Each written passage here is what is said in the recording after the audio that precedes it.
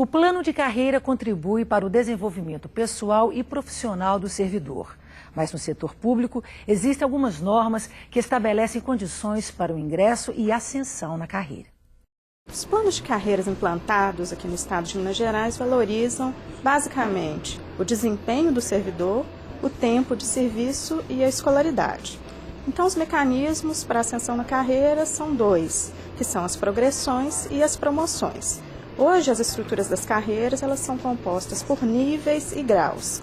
Então, quando o servidor ele tem a movimentação de um grau para o outro, é o que a gente denomina como progressão, que ela é condicionada ao tempo de efetivo exercício e a duas avaliações de desempenho. Então, a partir da conclusão do estágio probatório, o servidor pode ter as progressões de 2 em 2 anos. O outro mecanismo que existe de ascensão nas carreiras são as promoções. Então, a promoção é a movimentação vertical do servidor, é a mudança de nível dentro da estrutura da carreira.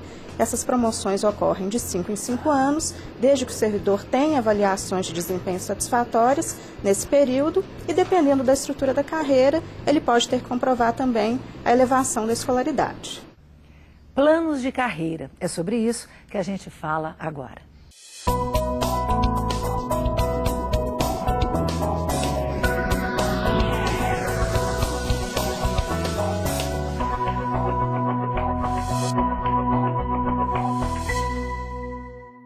Antes de 2003, as carreiras nas autarquias e fundações do Poder Executivo do Estado eram fragmentadas e não ocorriam promoções na maioria dos órgãos e entidades desde 1994.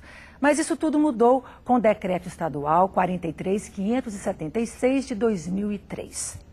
Hoje eu conto com a participação da Daniele Novaes de Abreu Domingues, assessora jurídica da Diretoria Central de Carreiras e Remuneração da CEPLAG. Daniele, muito obrigada pela sua presença aqui na nossa aula. Obrigada. Bom, o que o decreto que eu acabei de citar trouxe de novo para a vida dos servidores públicos? Eu acho que antes da gente falar do que trouxe o decreto, acho importante a gente trazer o cenário que o Poder Executivo estava inserido. Então, na época, eram 893 classes de cargos, cada uma com uma nomenclatura diferente, e não existia um mecanismo eficaz de desenvolvimento na carreira. Porque um dos requisitos para o desenvolvimento é a avaliação de desempenho individual e ela ainda não havia sido regulamentada.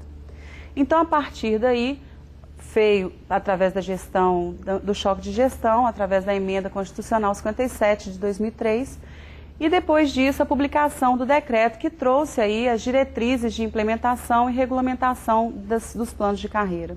Então, depois desse decreto, foram criados 14 grupos de atividades. Cada grupo de atividade foi reunido os órgãos e entidades com a mesma área de atuação. Então, hoje existe o grupo de atividade da saúde, grupo de atividade da educação superior. A partir desses grupos foram criadas as 16 leis. Também nessa época foi feita a padronização da nomenclatura de todas as carreiras. E essas leis que foram publicadas, elas foram publicadas aí até o início de 2005, elas trouxeram regras de ingresso, estrutura das carreiras, quantidade de cargos, jornada de trabalho e outras séries de matérias que tratam as leis de carreira e regulamentam a carreira do Estado. Bom, mas antes da gente continuar a conversa sobre os processos dos planos de carreira, vamos falar um pouco de alguns conceitos básicos. Por exemplo, o que é carreira para o Poder Executivo de Minas Gerais? A carreira é um grupo de cargos de provimento efetivos, agrupando todos aqueles cargos que possuem a mesma natureza e complexidade. Eles possuem uma estrutura própria, que é dividida em níveis e graus, e possuem jornada de trabalho. Isso tudo é definido nas leis de carreiras. E qual a diferença entre nível e grau? O nível é o mecanismo, são as escalas de desenvolvimento do servidor na linha vertical e os graus na linha horizontal. Para o desenvolvimento do servidor na linha horizontal é chamado de progressão e na linha vertical é chamado de promoção. Nos níveis é importante ressaltar isso, que possuem requisitos de escolaridade. As carreiras são distribuídas em 14 grupos de atividades conforme a área de atuação de cada órgão, autarquia e fundação. E a denominação das carreiras foi padronizada de acordo com o nível de escolaridade exigido para o ingresso. Hoje no estado a gente tem, para aquelas carreiras que exigem um nível de ingresso para nível fundamental, elas são chamadas de auxiliar, ajudante e oficial.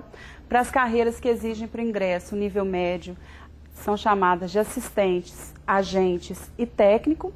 E nas carreiras que exigem o ingresso com nível superior, elas têm como gestor, analista e especialista. A avaliação de desempenho se tornou requisito para o desenvolvimento na carreira. Daniele, quais avaliações de desempenho interferem no desenvolvimento da carreira dos servidores? A primeira avaliação de desempenho que interfere é a avaliação especial de desempenho. A avaliação especial de desempenho é a avaliação que ela é feita enquanto o servidor está em período de estágio probatório. Então, essa avaliação ela vai ser usada para a primeira progressão. Então, após o estágio probatório, automaticamente, ele sendo considerado apto para o exercício do cargo, ele fará jus a essa progressão. Para as demais, tanto para a segunda progressão quanto para a promoção, são utilizadas as avaliações de desempenho individual. Mas um dos grandes desafios é garantir que os planos de carreiras tenham sustentabilidade, já que existem restrições financeiras e orçamentárias. Quais são, então, os desafios na gestão de carreiras? Eu acho que o grande desafio da gestão de carreiras é você conseguir conciliar a valorização do bom desempenho do servidor e o incentivo à melhoria da qualificação. Junto com isso, manter ainda um equilíbrio fiscal dentro das restrições orçamentárias existentes. Quais princípios e diretrizes orientam a construção dos planos de carreira? Eu acho que os princípios são mais abrangentes. Eles norteiam não só o plano de carreiras, como toda a política de gestão de pessoas do Poder Executivo. O primeiro princípio, que é muito importante, é a meritocracia, que é a possibilidade do servidor desenvolver com base no mérito. Não só isso, mas a igualdade de oportunidades entre o servidor e a valorização da sua qualificação profissional. Outro princípio é a valorização do servidor, que é a oportunidade que ele tem de aumentar o vencimento de acordo com seu vencimento básico e a complexidade de suas atribuições. E as diretrizes dos planos de carreira, primeiro, a participação dos sindicatos nas discussões das propostas de lei de carreira, o incentivo à qualificação do servidor no desenvolvimento da carreira, a evolução do vencimento básico e da complexidade das atribuições de acordo com o nível e grau que o servidor estiver posicionado, a criação de vínculo entre as carreiras, avaliação de desempenho individual e políticas de desenvolvimento e as carreiras com atribuições amplas que agregam diversas categorias profissionais, possibilitando o atendimento às necessidades institucionais. Você sabe qual a diferença entre progressão e promoção? A progressão ocorre quando o servidor passa do grau em que se encontra para o grau subsequente, mas no mesmo nível da carreira. Para a primeira progressão, basta que o servidor seja aprovado, seja considerado apto para o exercício do cargo. Então, encerrou o estágio probatório, automaticamente ele terá a primeira progressão, que vai levá-lo do grau A, que foi o grau de ingresso, para o grau B. A partir daí, as outras progressões, que são a segunda progressão, ela tem uma série de requisitos. Então, o primeiro requisito, ele deve estar em efetivo exercício. O segundo, ele possuir 2 avaliações de desempenho satisfatórias. E o terceiro, possuir 2 anos de efetivo exercício no mesmo grau. Esses são os requisitos para a progressão. Lembrando que esses requisitos eles são cumulativos. O servidor precisa completar todos os requisitos para fazer jus à progressão. Já a promoção ocorre com a passagem do servidor de um nível para o imediatamente superior. Os requisitos são um pouco diferentes. Primeiro, efetivo exercício, 5 anos de efetivo exercício no mesmo nível, 5 avaliações de desempenho satisfatórias e possuir escolaridade para o nível subsequente. Lembrando também que na promoção não é utilizado a avaliação especial de desempenho, tão somente a avaliação de desempenho individual. Então, para que o servidor que entrou no Estado possa ter a sua primeira progressão, ele terá 3 anos de estágio probatório e mais 5 anos de efetivo exercício e todos os outros requisitos e comprovar a escolaridade para que ele possa passar para o nível 2. Quem melhor para nos dar dicas sobre o desenvolvimento na carreira do que alguém que acabou de ser promovido? A Beatriz entrou no Estado como agente governamental nível 1. Agora, a servidora já está no nível 5. A ascensão na carreira começou a ser pensada logo que a servidora passou no concurso público. Os certificados que hoje ela mostra com orgulho foram fundamentais nesse processo. Eu trabalhava durante o dia, fazia cursinho à noite, né? E quando passei no vestibular, tive que ter a opção também de estudar à noite. Então, eu fiz o pré-vestibular, estudava em casa, nas horas vagas durante o final de semana que tinha. E essa rotina se continuou mesmo depois que eu passei no vestibular e continuei a estudar, porque continuei a trabalhar e estudar, porque o tempo que eu tinha era final de semana e mesmo nas horas madrugadas. Então, quer dizer, eu não tive assim, muito tempo para balada, essas coisas que normalmente a pessoa naquela idade tem. Mas foi uma coisa que eu achei que era importante fazer e fiz. Então, era trabalho e estudo durante a semana e final de semana também. A promoção do funcionário público é condicionada a alguns requisitos. O servidor deve estar em efetivo exercício, trabalhar no mesmo nível há pelo menos 5 anos, ter 5 avaliações de desempenho individual satisfatória desde a última promoção, ter escolaridade mínima exigida para o nível em questão. Além dessas exigências, quem faz como a Beatriz se dedica aos estudos também consegue ser promovido pelas graduações. Além de ter feito o curso de graduação, eu comecei também a buscar fazer cursos que me ajudassem, auxiliassem no meu dia a dia. Então eu fiz vários cursos técnicos que, por exemplo, na época era importante eu fazer um Excel, por exemplo. Eu fui lá e fiz um Word, alguma coisa na área de informática que eu fiz. Era necessário fazer alguma coisa sobre projetos, fiz cursos sobre projetos, tudo que fosse me auxiliar no meu dia a dia. Né? Igual hoje mesmo, eu já fiz essa graduação, que foi a minha primeira graduação, já fiz uma pós-graduação. E aí, como eu estou numa área de gestão de pessoas, eu resolvi de novo fazer um curso que fosse me auxiliar no meu trabalho do dia a dia. Então hoje eu faço um curso, né, o MBA, de gestão de pessoas, que eu entendo que é um curso que vai me auxiliar no meu dia a dia, independente se ele vai me ajudar na carreira ou não, mas para mim pessoalmente eu acho que é um auxílio para o meu dia a dia de trabalho. Mesmo não tendo mais possibilidades de crescer por meio do estudo, Beatriz continua se aperfeiçoando. Atualmente ela se capacita num curso à distância, esforço que a servidora faz questão de passar adiante. Eu acho que nunca perder a oportunidade. Aparecer um curso, é de seu interesse, vai te auxiliar no seu dia a dia, faça.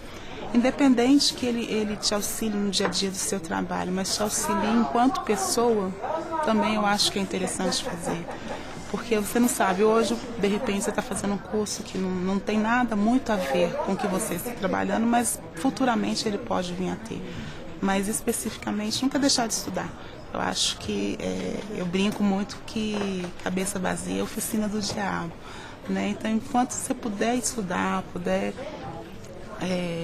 estar sempre lendo, se não pode fazer um curso, faça leituras, tenha sempre livros que te auxiliem no dia a dia e mesmo pessoalmente.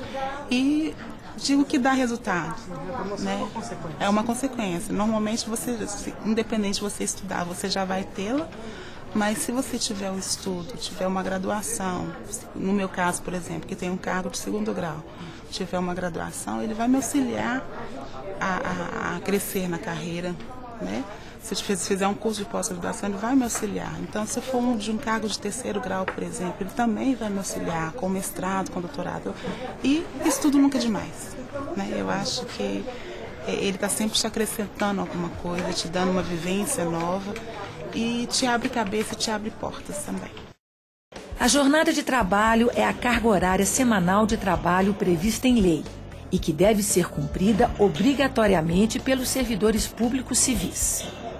Daniele, qual é a carga horária padrão para o servidor e quais são os requisitos para que ele opte pela jornada de 40 horas? Não existe no Poder Executivo uma carga horária padrão.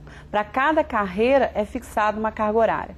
Então, para algumas existe uma carga horária de 20 horas e 30 horas, para outras existe uma carga horária só de 40 horas. Então, para que o servidor faça a opção pela carga horária de 40 horas, primeiro, naquela carreira deve existir a carga horária de 40 horas.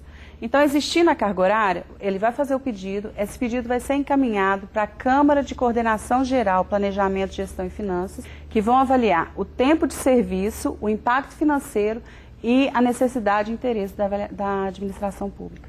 Bom, a conversa agora é sobre movimentação do servidor. O que é mudança de lotação? A mudança de lotação é a movimentação do servidor dentro dos órgãos do Poder Executivo que possuem a mesma carreira. Então, o servidor ele sai do seu órgão de origem, vai para outro órgão ou entidade que possui aquela carreira. Essa é a movimentação de lotação. Ele muda o exercício e muda também a lotação. E cessão, o que significa? Cessão é um pouco diferente. É uma movimentação do servidor também no Poder Executivo, só que ele sai do seu órgão de origem e vai para um órgão ou entidade que não exige aquela carreira no seu quadro. Então, o que acontece? Ele muda o local de exercício, mas não muda a lotação. A lotação dele ainda é do órgão de origem. Ele só muda o exercício. E em quais situações o servidor tem direito ao adicional de desempenho? O servidor público ele fará jus ao adicional de desempenho quando ele terminar o estágio probatório. Ela é uma vantagem pecuniária que ela valoriza o bom desempenho do servidor e a sua contribuição para o cumprimento das metas institucionais. A porcentagem calculada, ela é calculada tanto com o resultado da avaliação de desempenho individual, quanto da avaliação de desempenho institucional e também leva em consideração o número de avaliações de desempenho do servidor. Daniele, muito obrigada pelas suas informações. Obrigada. A legislação relacionada aos planos de carreira, as tabelas de vencimento básico, assim como textos explicativos e formulários, você encontra no site www.planejamento.mg.gov.br. Bom, eu fico por aqui. Na próxima aula, a gente conversa sobre os cargos de provimento em comissão e sobre as funções gratificadas. Até lá!